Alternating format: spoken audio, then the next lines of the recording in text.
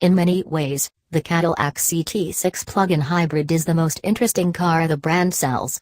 Despite having a turbocharged 4-cylinder hybrid powertrain, it makes the most torque of any CT6, even the twin-turbocharged V6 model. It also has a claimed electric range of 31 miles and can still manage a combined fuel economy of 26 miles per gallon with just the gas engine. Even its origin is interesting, since its final assembly point is China. To cap things off, it's also the second most expensive CT6 in the range. To find out if the CT6 is worth that money, and has more to offer than fun facts, we spent some time behind the wheel. Editor-in-Chief Greg Migliore, I achieved 34.1 miles per gallon for my roughly 14-mile round trip in the CT6 hybrid. This sedan is a rolling example of where luxury is heading in the near term, existing models souped up with hybrid tech, and the green features will go a long way toward keeping big sedans like this relevant.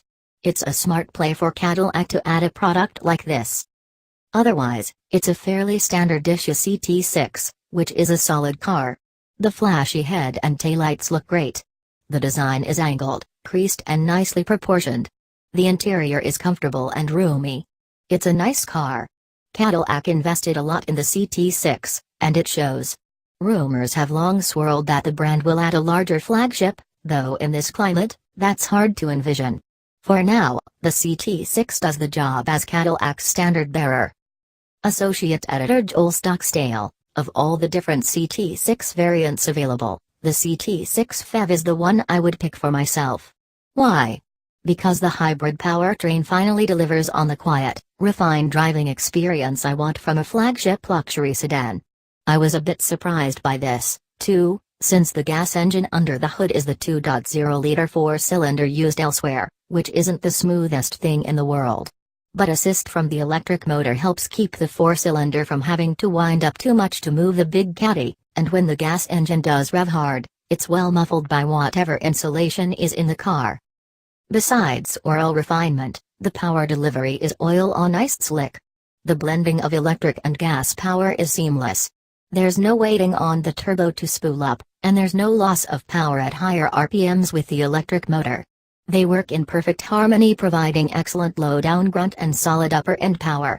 The transmission is super smooth, too, allowing for happy wafting wherever you go. I was also pleased to find that the manual mode on the transmission actually sets how aggressive the regenerative braking is, and you can make it darn near as aggressive as a Chevy Bolt EV. It's not quite one-pedal driving, but pretty close. And driving enthusiastically is actually fun in the CT6 because the car drives like a car half its size. It responds quickly and enthusiastically to the steering and feels very planted. The car stays pretty flat, too, though the trade-off is a firm ride. The brakes feel mostly good, also. They feel firm and progressive, but a little grabby at low speeds. There is one other caveat with this and all other CT6s, though. The interior has elements of a solid design. Many of the materials are nice, and the basic shape is fine, but it doesn't feel unified. There are too many different interior materials, so it looks scattershot and unplanned rather than luxurious. Those are things I can forgive though, since I love the way the car drives. So if you're looking for a lovely driver with lots of space and can forgive the amateurish interior, the CT6 is a sweet ride.